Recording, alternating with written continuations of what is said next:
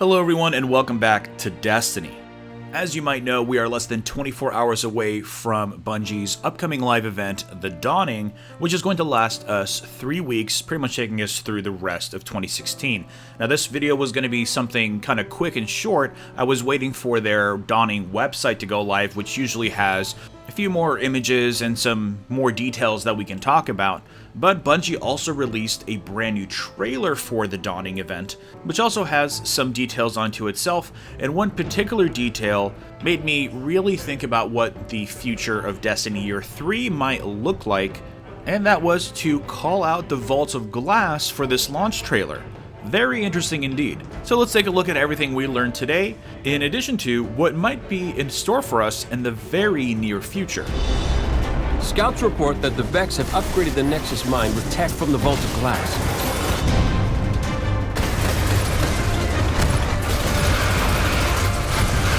Excellent.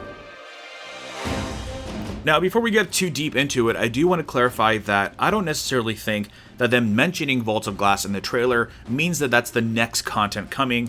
The thing we know about Rise of Iron is that they're sort of wrapping it in this feeling of nostalgia, which honestly is a creative way of them being able to legitimately reuse game spaces and bosses coming back, things like injecting Siva into Sepix. We even saw it in the Taken King when we went back to the Vaults of Glass for a couple of those Taken story missions.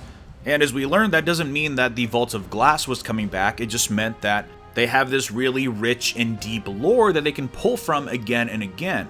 And so, I don't see them mentioning Vault of Glass or the redesigned Nexus Strike as any kind of direct indication that the Vault of Glass is coming back. We of course want that to happen and believe it will be picking apart every single part of that strike to find more clues.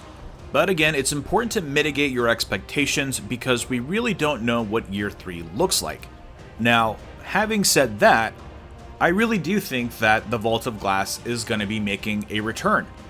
I mean, part of the reason that they have to reuse so many of their game spaces is because their current development tools for Destiny 1 are not only necessarily lacking, I mean, that's the sort of big story with a lot of places, but really it's more because the majority of the Bungie studio is working on Destiny 2. So if you go to them and say, hey, can you create us a new raid and a new playable space? That kind of sounds a little insane when you got this gigantic AAA title that's about to land in less than a year.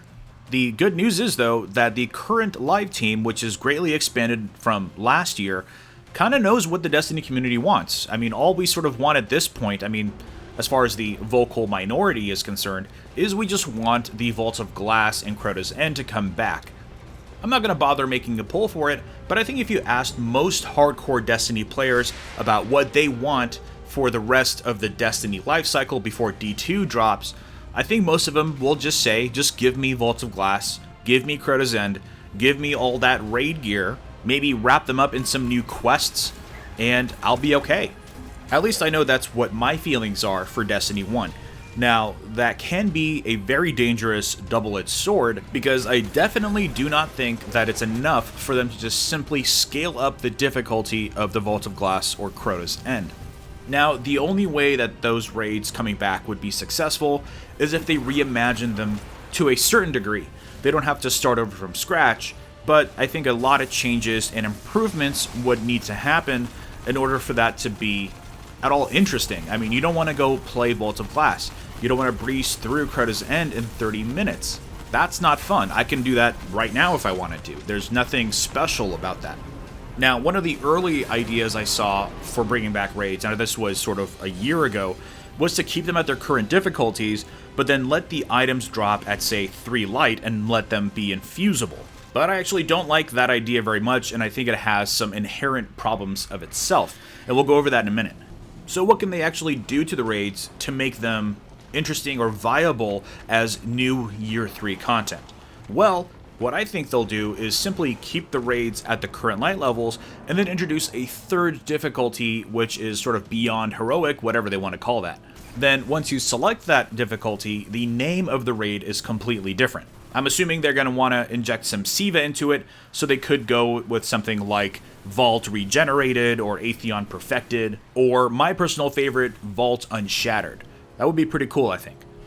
Of course, there would be fixes. They need to add some more invisible walls to the Vault of Glass. I think they could use some more encounters, maybe in the beginning when you're opening the vault. Throw us, a few of those giant minotaurs like at the end of the Black Garden mission.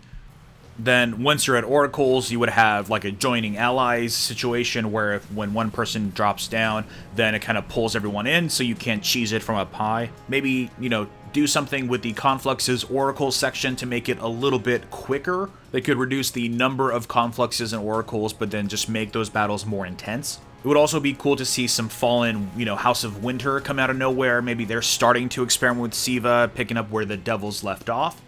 Maybe also make it so you can't just snipe the Gatekeeper from outside of the Vault of Glass. Maybe you have to get in and maybe you have to take down his shields with the relics that you pick up during that phase. I mean, there's just so many possibilities that they could do to make the raids feel fresh. And I think that's really kind of the point I'm getting at, is that they really need to make the raids feel fresh and new so that you can't just breeze through it in half an hour. I mean, that's eventually going to happen again, but no one's going to be talking about it or excited for it if it's not new. And I really believe that that's the reason we haven't gotten the raids back quite yet, is because they realize they can't simply just make them more difficult, because, not to sound harsh, but those two raids are sort of broken in various ways. And by broken, I don't necessarily mean that it's unplayable. Of course, there's going to be those jokes about, yeah, it's all broken, it's all, fix your game, Bungie. But what I mean by broken is that it's broken compared to what the game is now, as far as progression, as far as balance and sandbox. They have some work ahead of them to make these viable for Year 3 content. The easiest example is simply the fact that you get elemental primaries from these raids, and that just simply isn't going to work in Year 3 because Bungie has moved away from elemental primaries. Now, whether or not elemental primaries should make a return is a completely separate conversation, but this is just an example of something that has been changed since those raids were relevant. So yeah, I just kind of wanted to bring up that topic of conversation since we all probably have Vault of Glass on the mind since we saw that new trailer today. And I sort of just wanted to kind of provide a little bit of perspective on something like that, because a lot of the times stuff like this, hits the streets and the, sort of rumors just start running wild. I personally really hope that Vault of Glass and Crota's End make their return. There's a very high chance of it coming back in Year 3. I mean, if they're comfortable talking still about the Vault of Glass, this trailer is definitely, regardless of everything that I've said, it's a very strong indication that it's on their minds. I mean, if they've made any indication, it's that Year 3 is going to be a very different experience than Year 2. And I think they're going to get a lot of positive feedback from the Dawning event because it has both PvP and PvE.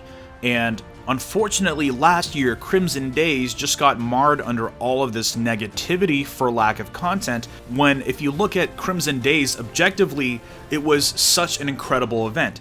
And I think they would be smart to release that with a, say, brand new raid like the Vault of Glass Perfected or whatever they want to call it. Then when it comes time to the sort of usual April spring update, they could release some new quests along with whatever they do that lead you into Crota's End, or Crota Perfected, or Crota Reborn, or whatever. And of course those content drops would be accompanied with light increases, vendor resets, new exotics, etc., etc. So that's sort of a given. Then after that, honestly, I think we'll know about Destiny 2 before the April update or whatever it is anyways. So there's going to be so much hype going into E3 and getting sort of a gameplay reveal of Destiny 2 that honestly, besides a couple maybe quick live events, I don't think we're going to need much more before the sort of rumored release of Destiny 2 in September. But anyways, I think this video has gone on for long enough. And I just really wanted to get it out of the way before we jump into the holiday festivities of the Dawning. Be sure to stay tuned to this channel, subscribe, turn on your notifications on the app if you haven't already. There's going to be a lot of content this week. You can expect 2 videos a day for Destiny throughout the entire week because, of course, there's going to be just a ton of things to talk about. So I'm really looking forward to that, and I hope you are too. Be sure to drop a like if you enjoyed this video, subscribe for daily content, and I will see you all next time. Lastly, a quality of life change that I think a lot of you will be excited about, and that is that once you hit level 40, green engrams will automatically dismantle into armor and weapon materials on pickup. I think that warrants the return of the Gandalf gif.